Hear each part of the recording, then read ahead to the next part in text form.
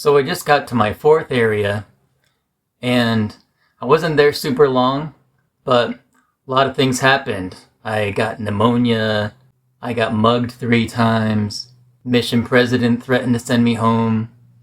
For the pneumonia, it was rainy season again in Chile, and then we were out walking the streets, getting wet and cold, and day after day of doing that, I got really sick. I couldn't go out. My lungs were full of mucus, so my back was super achy. My companion was nice enough to rub my back a couple of times. A man from the ward came over with some tea that he made from picking herbs in his yard. I was afraid to drink it, so I didn't, but it was probably good. After a week, he finally got me to eat an orange. But while I was sick, I went to the hospital, and the doctor said I had chronic bronchitis, and I had this really bad cough that I couldn't really kick for the whole rest of my mission. And even after I got home, it was funny when I gave my homecoming talk in church, I was hacking away the whole time, and somebody brought me a cup of water while I was up at the pulpit because I just kept coughing. And my dad took me to the hospital in Utah because I was still on the church's insurance for my mission for a little bit, and the doctor didn't know what to do. He just gave me some Benadryl or something to dry me up, and that didn't help. But yeah, this cough just didn't leave for years. And the doctor gave me some ibuprofen, and she said, rest for a week. And I didn't quite make it a week after that because my companion was getting really stir crazy, and he's like, come on, dude, you're good enough. Let's go outside and do some work. And I was like, okay. And so I did go back out in the rain, which wasn't very smart, but that's what I did. So in this area, it was kind of an industrial place.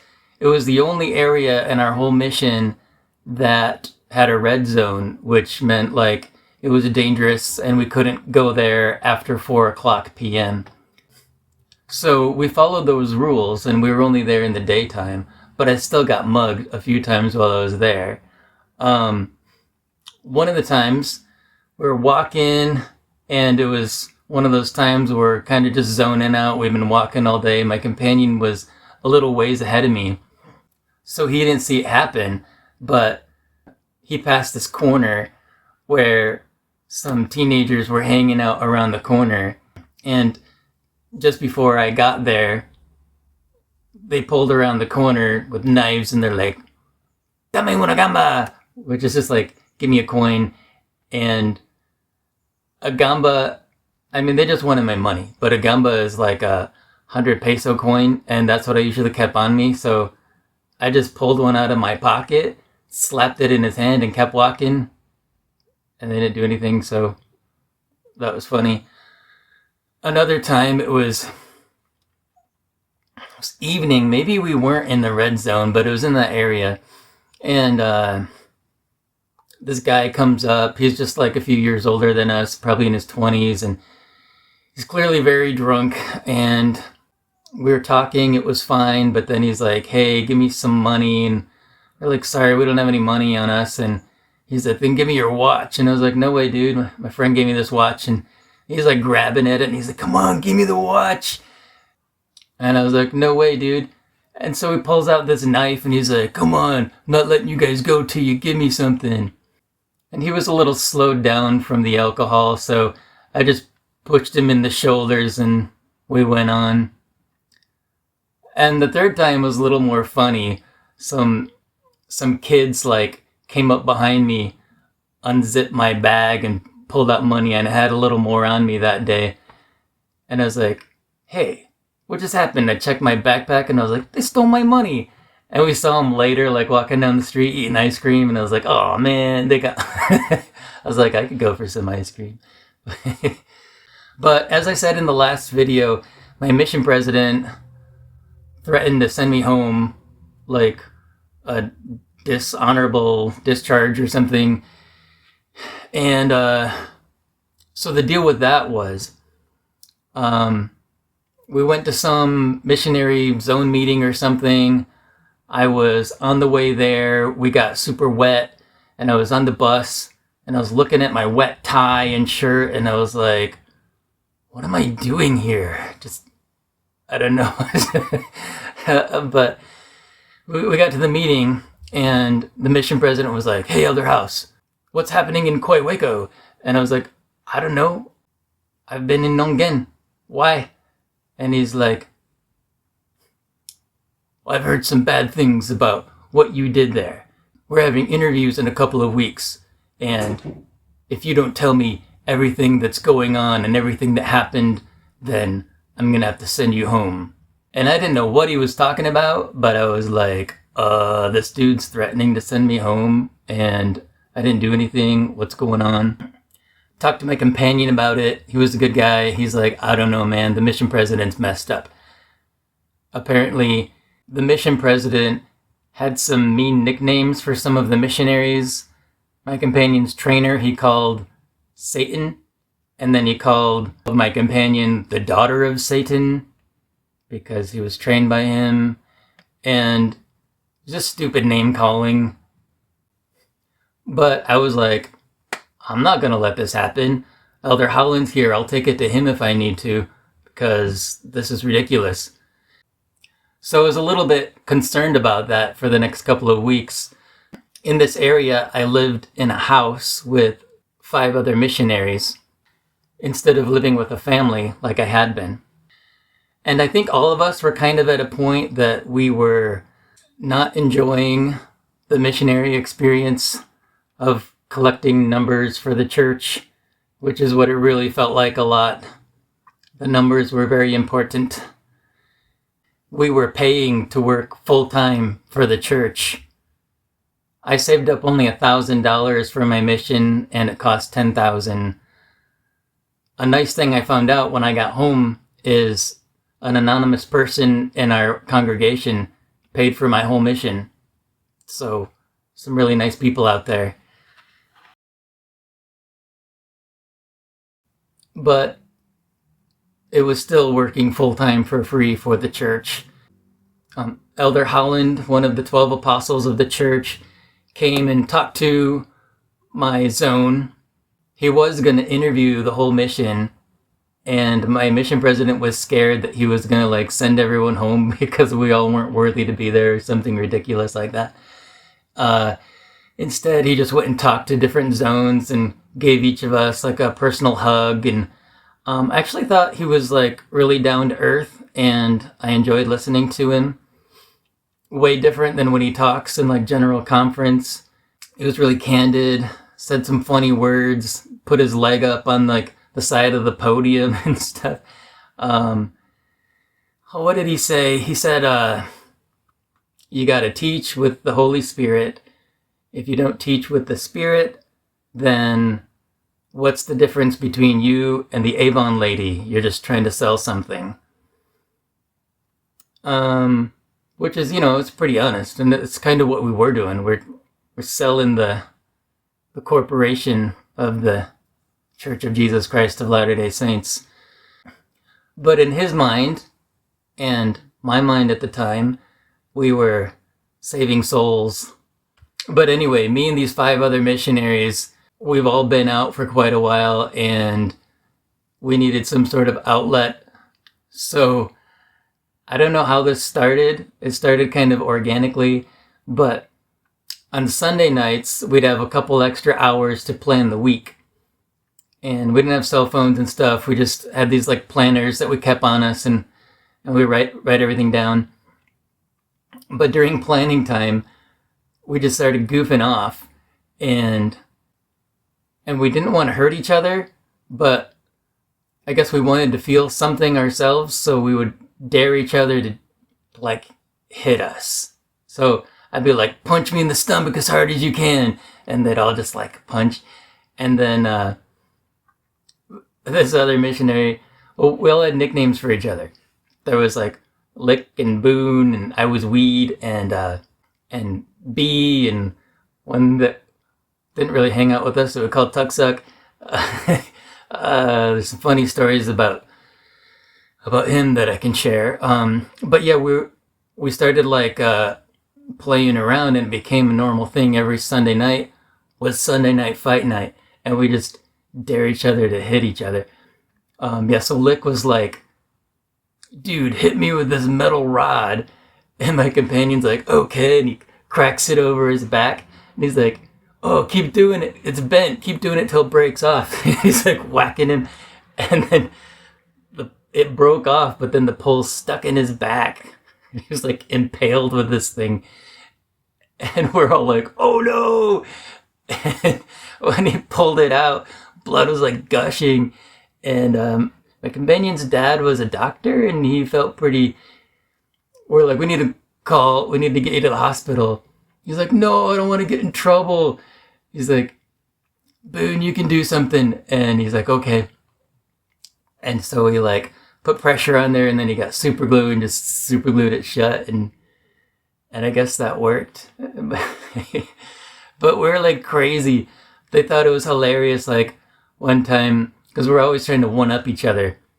And there was 2 stories in this house, 3 bedrooms, 1 bathroom. And there was a stairs went up the 2nd story, but it was just like metal slats. And I did the Superman down the stairs, and I didn't realize how much it would hurt when I was going down. I was like, it hurts so bad. And they thought that was hilarious.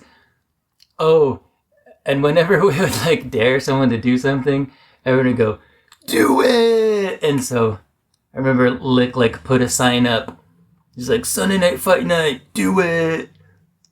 You know, like young guys, I don't know, guys can be stupid. It's like playing Bloody Knuckles, or me and my brother Andy like had this game when we were little. We'd go in the backyard and kick each other in the shin till the other one gave up. So it's dumb, but it was fun. It was like, I don't know, some kind of release from going out and being super nice and churchy all the time. Sunday night fight nights. I don't know if this is even true, but my companion and I heard that the presidency of the church came out with a statement that mission presidents couldn't ban certain types of music. That they just had to say, in general, you need to listen to spiritually uplifting music. So we're like, heck yeah. And so we went to the store and got some CDs. I got like Billy Idol and UB40 and Green Day, and just got some music to listen to. And my companion got like Led Zeppelin's greatest hits and a couple other like newer bands. So me and my companion knew how to cook. So we made the meals for everybody there. I remember we made chili once and invited this young guy from the ward, and he was like, oh no, what are you doing to those beans? And we thought it was funny because we were having chili in the country chili. We'd often bake banana bread because we had a bunch of bananas sitting around. And while we were cooking, or if we're like taking showers, we'd listen to our music. But Tuck Suck didn't think that was very spiritual of us, so we had our music playing from our room while we were cooking, and he went and he turned it off, and he did that a few times, and we're like, dude, don't touch our stuff. And he's like, you guys shouldn't be listening to that. And we were pretty upset with him about it, so we went out and worked, and when we came back in, he hadn't gone out. He decided he needed to bake us some cookies to make things better.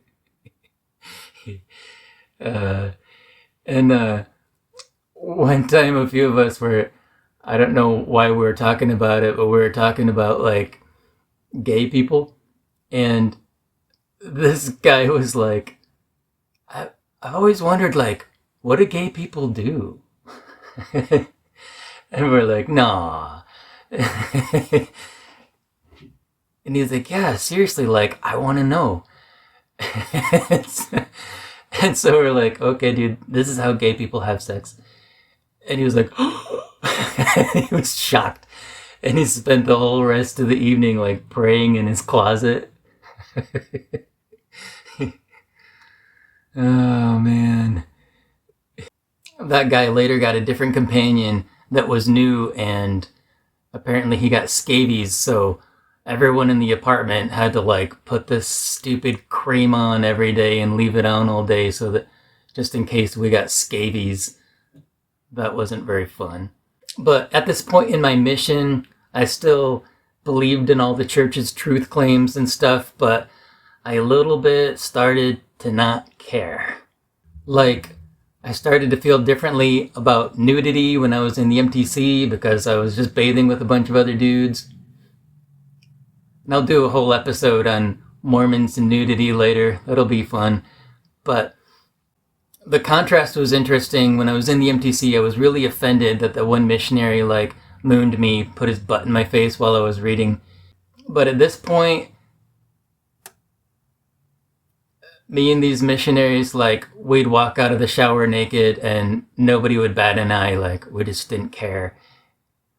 I remember one time I went out of the shower and we had this like private patio, like little patch of lawn, because the house was like L-shaped. And after I showered during lunchtime, I went out to get like some sun without any clothes on, and Lick came out and he was chatting with me like everything was normal, and my companion could hear a conversation from the bedroom window, and eventually he like wanted to join the conversation, so he pokes his head out the window and he's like, naked! I thought it was funny that I was out there naked the whole time. So before I get to the interview where I was going to find out if I was going to get sent home or not, I'll wax a little bit philosophical. The starting of my mission, I noticed that like my zone leaders didn't seem super bright, didn't seem to know a lot about the church. And I was talking with my companion and I was like, why do we have like leaders? And I've seen bad leaders my whole life in the church, but seeing guys my same age, my peers, as like leaders started to make it feel different. And I was like, why is that dude the zone leader? And we're talking about how God calls people to positions in the church or other places, sometimes for the benefit of others, and sometimes it's just for their benefit, like they need to grow. That was something I was thinking about early. I remember in my next area, I was thinking about getting more baptisms, because we would get these inspirational talks a lot about how if you're righteous, like some of the early members of the church that would baptize thousands of people on their mission, if we were righteous enough that we would also baptize thousands of people and bring a bunch of people to Christ. And I was trying to be righteous, and I was trying to do everything I was told to do, and we were baptizing people. But I just remember thinking about it while I was walking, that there's a lot more to it than just how righteous I am.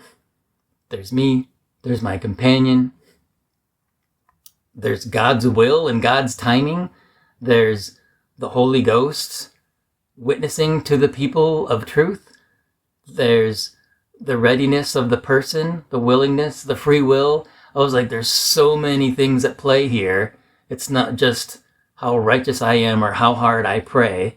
I thought about these missionaries in my hometown that they visited these girls and they were like, this is your opportunity to accept the true gospel. And if you reject it, then you don't get any more chances and you'll be damned to go to hell. Which is stupid, and that's not what they're supposed to teach. But that's what they said to these girls. They did eventually join the church and became my friends and stuff, but I was like, there's no way that a reasonable, loving, just God would be like, you saw these dopey missionaries on your porch once and you didn't want to listen to them, and that's it. That's your chance. I was like, no. I was like, everyone's going to get a chance. Doctrine and Covenants, Mormon scripture teaches that everyone will have a fullness of knowledge before they can fully reject or accept the gospel. And that's the mindset I had. I was like, people get a lot of chances. They'll get chances in the next life.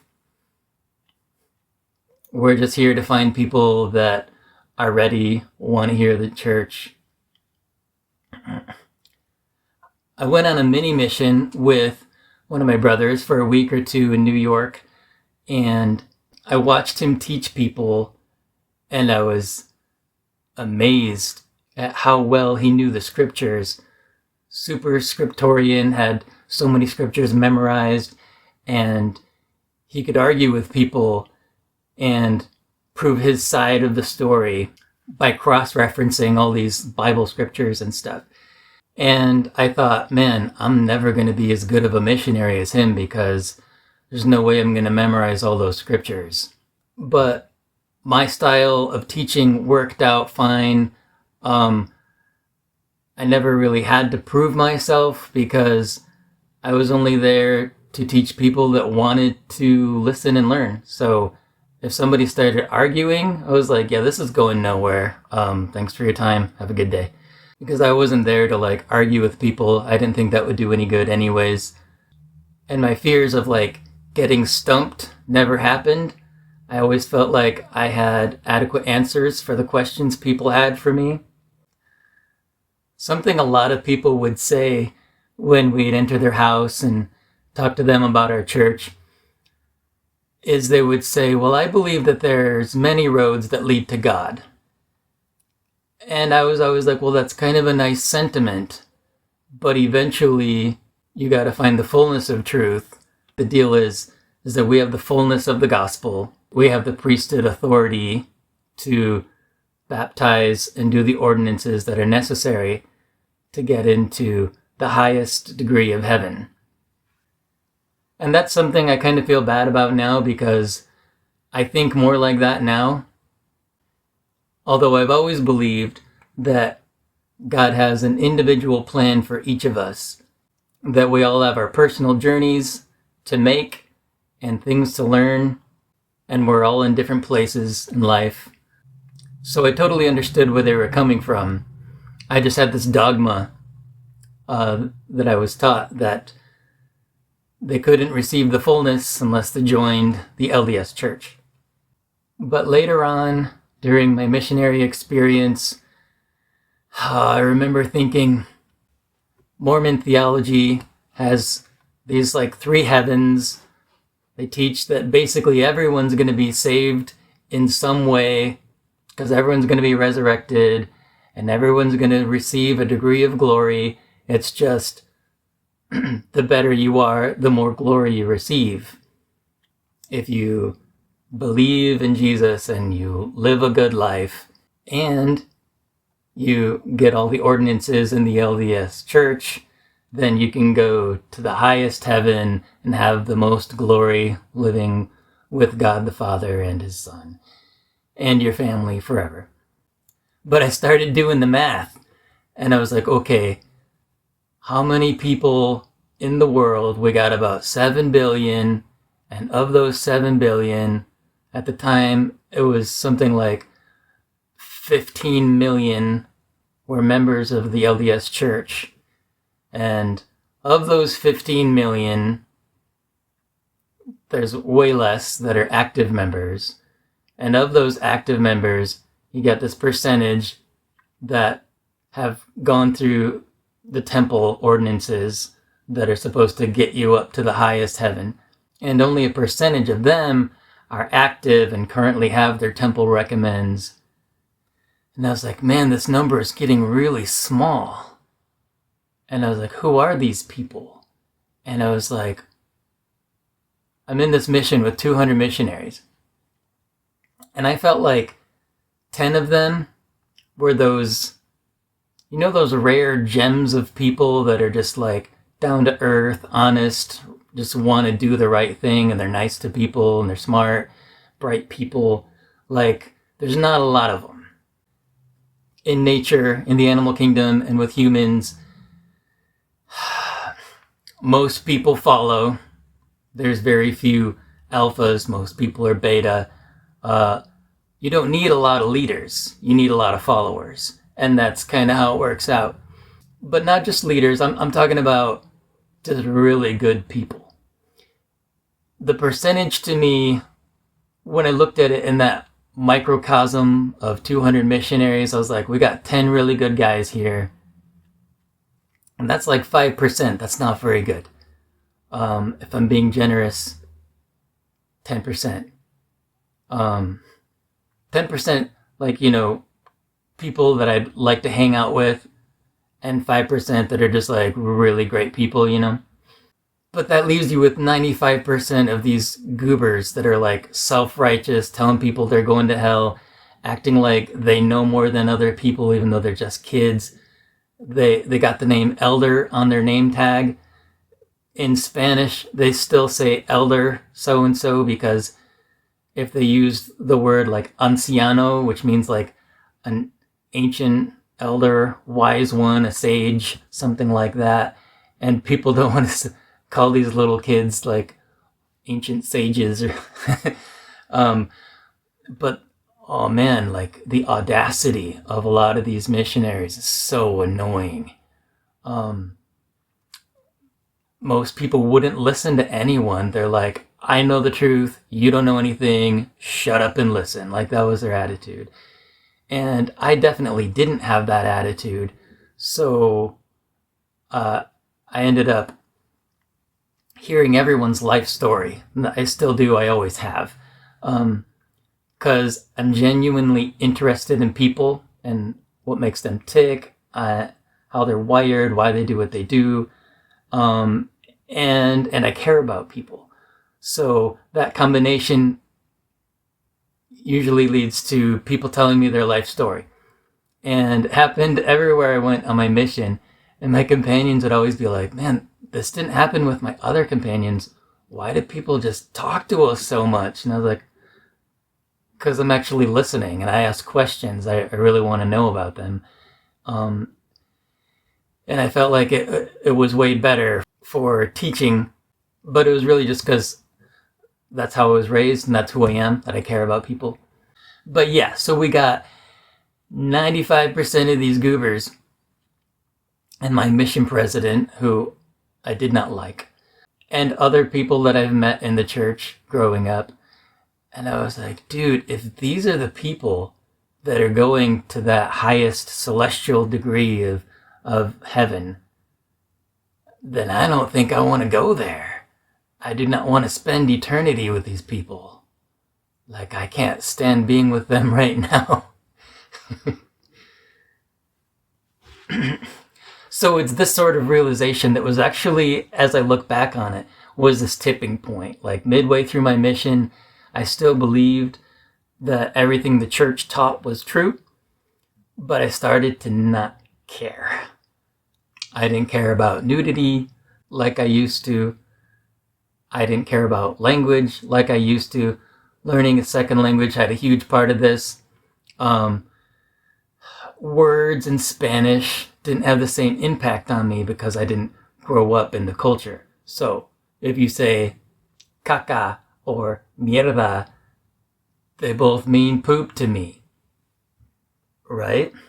But in English, if you say poop or shit, one's a lot more harsh. One's considered like a bad swear word, even though they both mean the same thing. So it's cultural context. But I was like thinking a lot about that as I was learning another language, and I started to not care as much about swear words and stuff that I was concerned about because of the family I grew up in. My brothers used to like record songs, and they would record from one cassette to another. Maybe you like put tape over the thing so you can record on there. For those of you who remember cassette tapes, they would buy a tape and record the whole thing onto another tape and press pause whenever there was a swear word to like edit out the swear words. Because we were freaks. But yeah, learning more about language, I was like, I don't care about that stuff. And it made it a lot harder to be there as a missionary when my own mission president that controlled who my companion was, where I stayed, controlled a lot of my life. I felt like I was a bad person. He didn't care about me. And I go to this interview and he's like, okay, tell me what happened. I was like, there was a couple of times when I was there that I slept in too late. There were some girls that had crushes on me like everywhere I go. But I don't know what you're talking about. He said, I'm getting word that there's this girl in your last area that went to church and sacrament meeting and told everyone that you were trying to sleep with her and stuff. And I was like, well, that never happened.